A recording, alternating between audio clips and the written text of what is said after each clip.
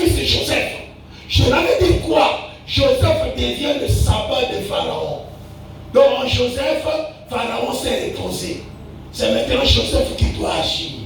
C'est comme dans le fils, le père s'est reposé. C'est maintenant le fils qui doit agir. Et le fils a le pouvoir de la résurrection.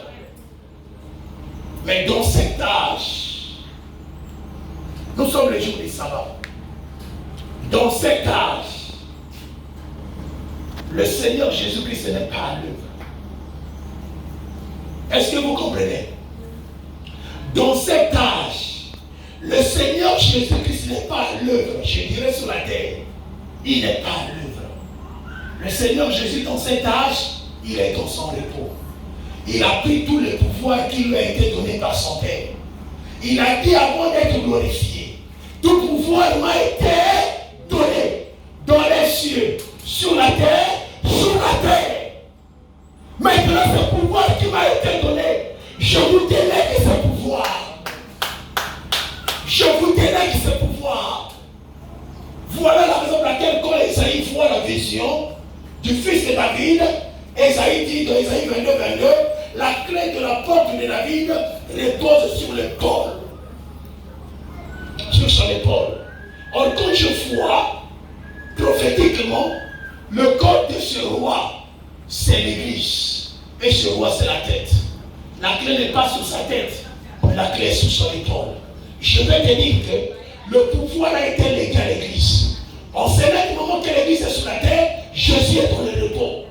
Tu as tout le pouvoir. Tu as tout le pouvoir. Tu as toute la divinité. Tu as toute la gloire. Jésus te voit. Jésus attend de toi les résultats. Jésus attend que tu dises un mot afin que tu l'accomplisses. Maintenant l'église attend. Nous attendons quoi?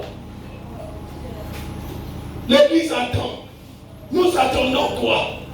Moi je dois voir d'abord un signe pour agir. Je dois voir d'abord ceci pour agir. Ne mets pas Dieu en doute. Tu n'as pas besoin de signes. Dieu est la vérité. La vérité de Dieu, c'est sa parole. Dieu a déjà parlé. Toi, accepte. Lève-toi et va.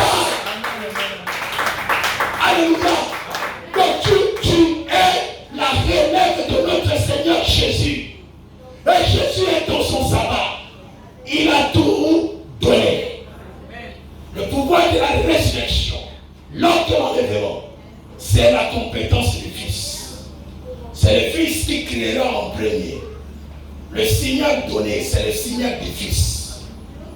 Quand le Fils parlera, les morts ressusciteront. Parce que ce signal coïncidera à la fin du culte de Yom Kippour. Parce que depuis qu'il était monté, il est rentré dans le tabernacle Saint des Saints en tant qu'officier. Et là, jusque-là, il n'a pas encore fini le culte. Mais quand il finira le culte, il lancera un signal. Et ce signal, c'est la sortie du voile. Il déchire le voile. Il sort dans le voile à l'image de ce qui était passé à Golgotha. Et quand le voile est ouvert, ce sont les rochers des tombeaux. Et ça dit qu'on fait au moment. Et la coupe va se s'animer. Maintenant, quand il a fini de donner le signal, maintenant c'est l'archange. Le second Seigneur. L'archange, c'est-à-dire celui qui suit le Seigneur. Alléluia.